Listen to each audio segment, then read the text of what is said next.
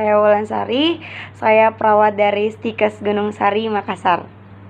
Nah, yang pertama, suntikan intravena atau LF. Baik, saya masuk di penyuntikan pertama yaitu intravena atau LV.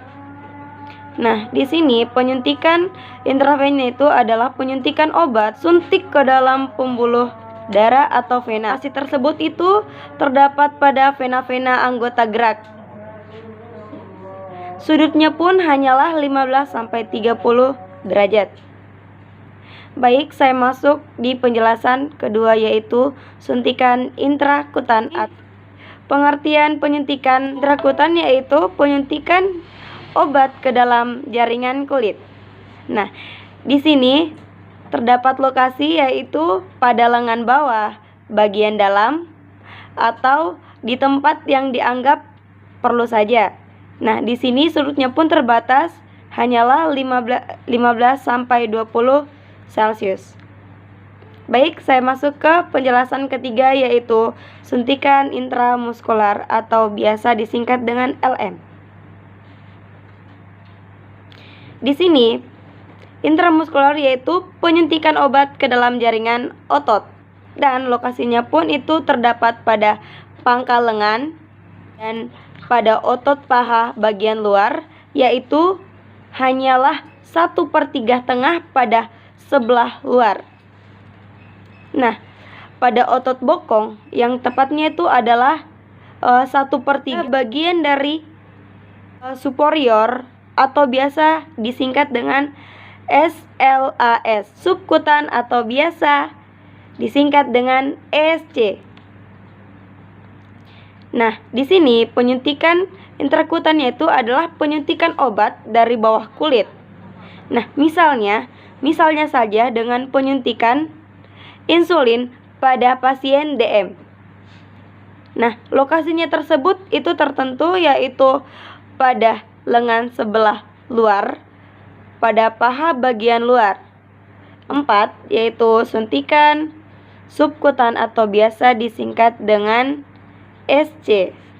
Nah, di sini subkutan yaitu penyuntikan obat di bawah kulit, misalnya saja yaitu penyuntikan di insulin pada pasien yang DM.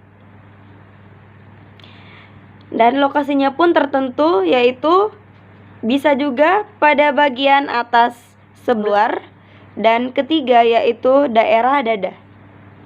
Sudutnya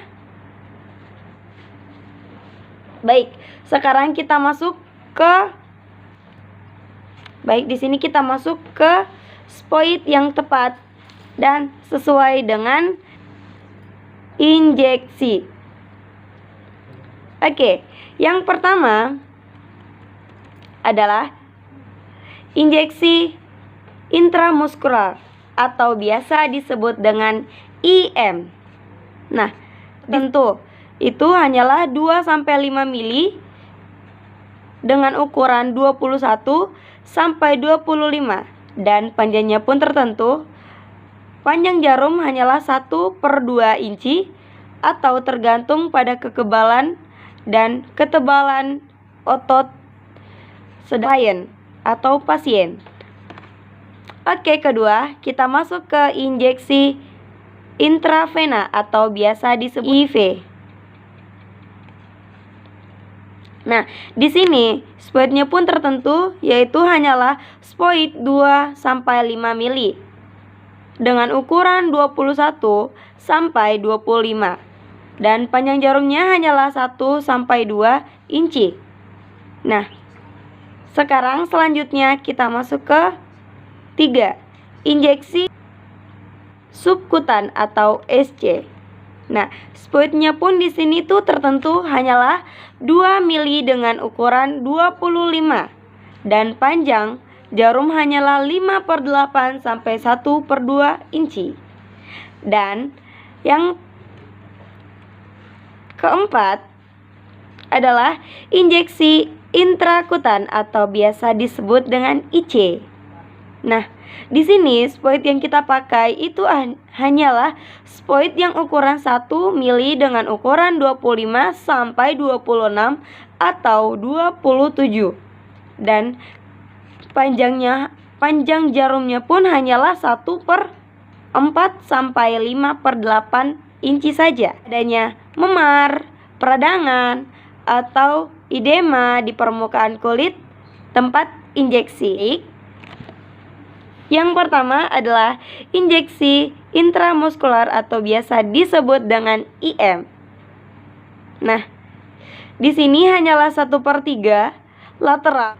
Nah, pada punggung, paha atau pangkal lengan atau deltoid.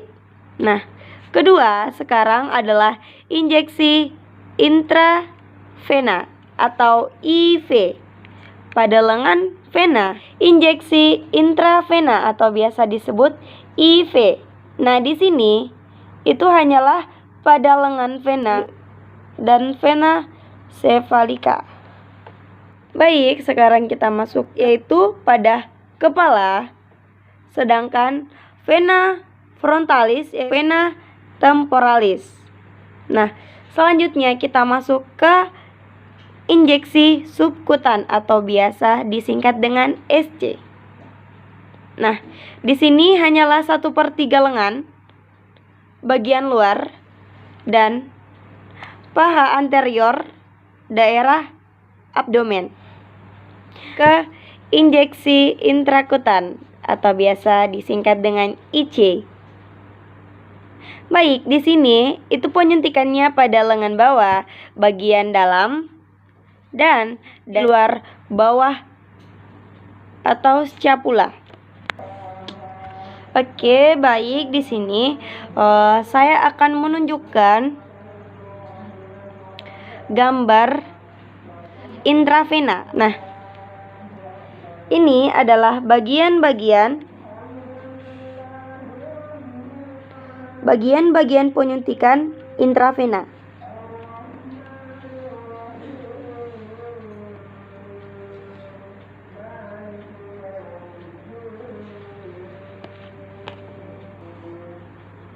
Oke, selanjutnya saya akan memperlihatkan gambar dari penyuntikan intrakutan atau biasa disingkat dengan LC.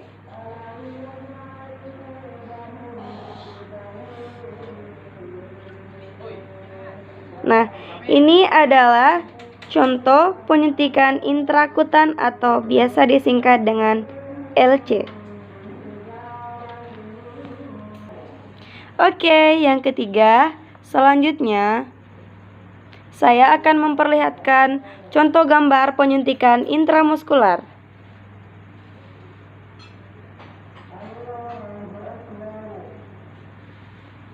Nah, baik, yang terakhir saya akan menunjukkan gambar tentang penyuntikan subkutan atau biasa disingkat dengan SC.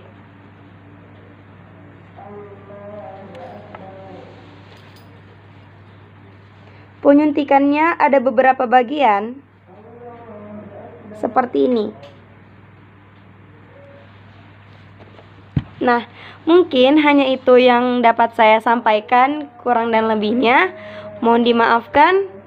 Saya tutup dengan ucapan sekian dan terima kasih. Wassalamualaikum warahmatullahi wabarakatuh.